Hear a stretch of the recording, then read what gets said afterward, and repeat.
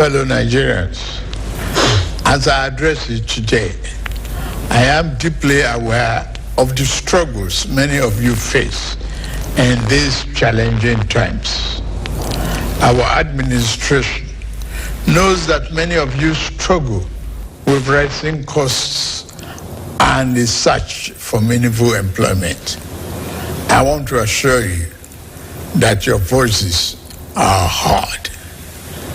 As your president, I assure you that we are committed to finding sustainable solutions to alleviate the suffering of our citizens.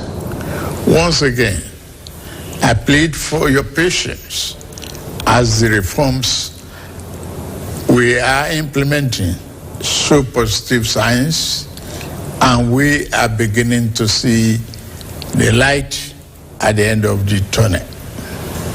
Exactly 64 years ago, our founding fathers chose democracy as a form of government and launched the dream of a great country that will lead the rest of Africa out of poverty, ignorance, and underdevelopment. A beacon of hope for the rest of Africa and the world. Over 6 decades later, we can look back and Nigerians worldwide can see how well we have succeeded in realizing the lofty dream of our founding fathers. The world is witnessing and benefiting from the can-do spirit of Nigerian people, our massive intellectual capacity, and our enterprise and industry in all vocations, from art to science, technology to infrastructure. The dreams that our founding fathers envisaged are still work in progress. Every day, we put our hands on the plow, determined to do a better job of it. While it is tempting to focus on what has been left undone and where we have stumbled as a nation, we must never lose sight of how far we have come in forging and holding our country together. Since independence, our nation has survived many crises and upheavals that led to the dissolution and disintegration of many other nations worldwide. 6 years after independence, our country descended into a political crisis that led to a bitter and avoidable civil war. Since returning from the brink of that darkest moment, we have learned to embrace our diversity and manage our differences better as we continue to work towards engendering a more perfect union. Despite the many challenges that buffeted our country, we remain a strong, united, and viable sovereign nation. Dear compatriots, our independence anniversary gave us another chance to reflect on how far we have gone in our journey to nation building and to renew our commitment to building a better nation that will serve present and future generations of Nigerians. While we celebrate the progress we have made as people in the last 64 years, we must also recognize some of our missed opportunities and mistakes of the past if we are to become one of the greatest nations on earth, as God has destined us to be. Our mistake must not be follow into the future. My administration took over leadership of our country 16 months ago at a critical juncture. The economy faced many headwinds and our physical security highly impaired. We found ourselves at a decent crossroad where we must choose between two paths: reform for progress and prosperity, or carry on the business as usual and collapse. We decided to reform our political economy and defense architecture. On the security front, I am happy to announce to you, my compatriots, that our administration is winning the war on terror and banditry. Our target is to eliminate all threats of Boko Haram, banditry, kidnapping for ransom, and the scourge of all forms of violent extremism. Within 1 year, our government has eliminated many Boko Haram and bandit commanders faster than ever. As of the last count, over 300 Boko Haram and bandit commanders have been eliminated by our gallant troops in the northeast, northwest, and some other part of the country. We have restored peace to hundreds of communities in the north, and thousands of our people have been able to return home. It is an unfinished business, I agree, which our security agencies are committed to ending as quickly as possible. As soon as we can restore peace to many communities in the troubled part of the north, our farmers can return to their farms. We expect to see a leap in food production and a downward spiral in food costs. I promise you, we shall not falter on this. Our government has been responding to the recent natural disasters, particularly the flooding in the part of the country. After Vice President Kashim Shettima visited Maiduguri, I also visited to assure our people that this federal government will always stand with our people in their times of trouble. At the last meeting of the Federal Executive Council, we approved a disaster relief fund to mobilize private and public sector funds to help us respond faster to emergencies. Our government has also ordered integrity tests of our dams in the country to avert future disasters. The economy is undergoing the necessary reforms and retooling to serve us better and more sustainably. If we do not correct the physical misalignment that led to the current economic downturn, our country will face an uncertain future and the peril of unimaginable consequences. Thanks to the reform, our country attracted foreign direct investment worth more than $30 billion in the last year. Fellow compatriots, our administration is committed to free enterprises, free entry, and free exit in investment while maintaining the sanctity and efficacy of our regulatory processes. This principle guides the divestment transaction in our upstream sector, where we are committed to changing the fortune positively. As such, ExxonMobil surplus divestment will receive ministerial approval in a matter of days, having been concluded by the regulator, NUPRC, in line with the Petroleum Industry Act, PIA. This was done in the same manner as other qualified divestment approved in the sector. The move will create vibrancy and increase oil and gas production positively impacting our economy.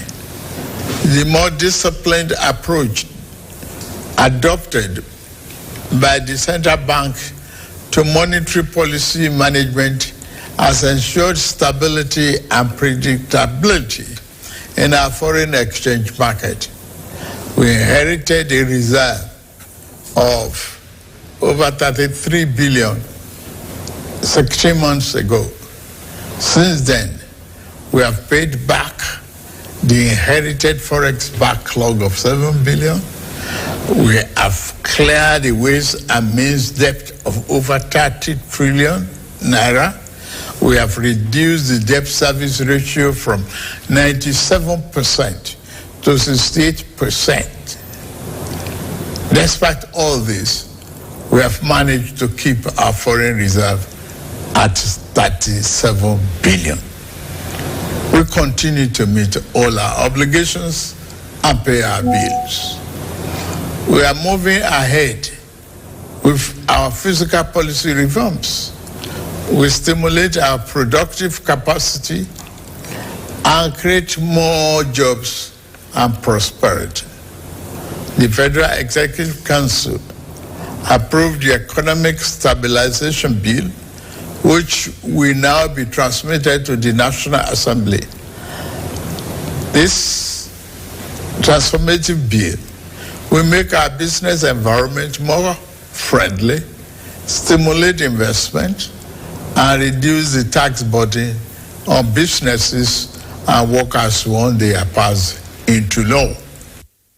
As part of our efforts to re-engineer our political economy, we are resolute in our determination to implement the Supreme Court judgment on the financial autonomy of local governments.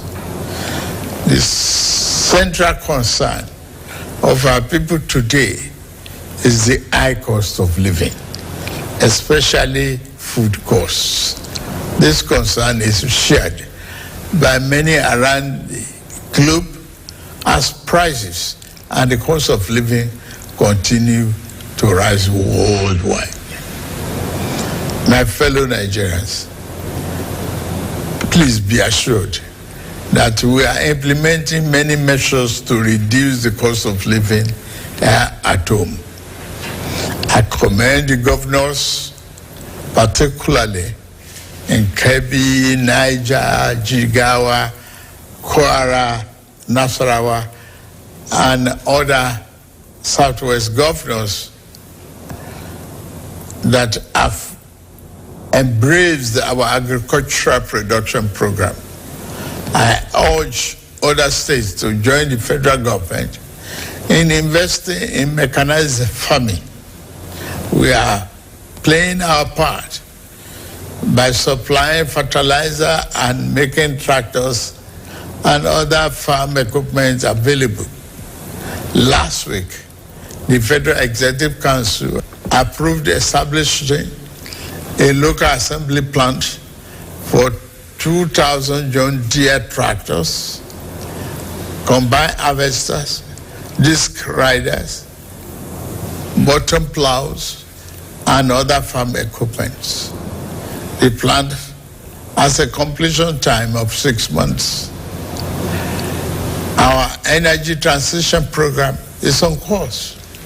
We are expanding the adoption of the presidential initiative on compressed natural gas for mass transit with private sector players. The federal government is ready to assist the 36 states and FCT in acquiring CNG buses for cheaper public transportation. Fellow Nigerians, while we are working to stabilize the economy and secure the country, we also seek to foster national unity and build social harmony and cohesion. Our economy can only thrive when there is peace. As we work to overcome the challenges of the day, we remain mindful of next generation as we seek to galvanize their creative energy towards a better future. We lead today with the future we wish to bequeath to our children in focus, recognizing that we cannot design a future that belongs to them without making them its architects. Considering this, I am pleased to announce the gathering of a national youth conference. This conference will be a platform to address the diverse challenges and opportunities confronting our young people, who constitute more than 60% of our population. It will provoke meaningful dialogue and empower our young people to participate actively in nation building by ensuring that their voices are heard in shaping the policies that impact their lives. We are creating a pathway for a brighter tomorrow. The 30-day confab will unite young people nationwide to collaboratively develop solutions to issues such as education, employment, innovation, security, and social justice. The modality of this confab and selection of delegates will be designed in close consultation with our young people through their representatives. Through this confab, it will be our job as leaders to ensure that their aspirations are at the heart of the conference deliberations. The government will thoroughly consider and implement the recommendations and outcomes from this forum as we remain resolute in our mission to build a more inclusive, prosperous, and united Nigeria. Our government is implementing several other youth-centric programs to give our young people an advantage in rapid changing world. We are implementing, among others, the 3 million technical program of the Ministry of Communications, Innovation and Digital Economy, aimed at building Nigeria's technical talent backbone. We have also enthusiastically implemented the Nigerian Education Loan Fund, NEL Fund, which provides cheap loans to our students to pursue their tertiary educational dream. In addition, later this month, we shall launch the Renewable Hope Labor Employment and Empowerment, the LEAP. It is conceived as a comprehensive suite of interventions and job creation by Federal Ministry of Labor and Employment that is aimed at facilitating the creation of 2.5 million jobs directly and indirectly on an annual incremental basis, while simultaneously ensuring the welfare and safety of workers across the country, as is the tradition. The government will soon announce all the beneficiaries of our national honors for 2024. The Senate President and the Chief Justice of the Federation have been conferred with the honor of the Grand Commander of the Order of the Niger, GCON. The Deputy Senate President and the Speaker of the House of Representatives have honor of Commander of the Order of the Federal Republic, CFR, while the Deputy Speaker of the House has been awarded Commander of the Order of Niger, CON. Fellow Nigerians, better days are ahead of us. The challenge of the moment must always make us believe in ourselves. We are Nigerians, resilient and tenacious. We always prevail and rise above our circumstances. I urge you to believe in our nation's promise. The road ahead may be challenging, but we will forge a path towards a brighter future with your support. Together, we will cultivate a Nigeria that reflects the aspiration of all its citizens, a nation that resonates with pride, dignity, and shared success. As agents of change, we can shape our destiny and build a brighter future by ourselves, for ourselves, and future generations. Please join us and join our administration in this journey towards a brighter future.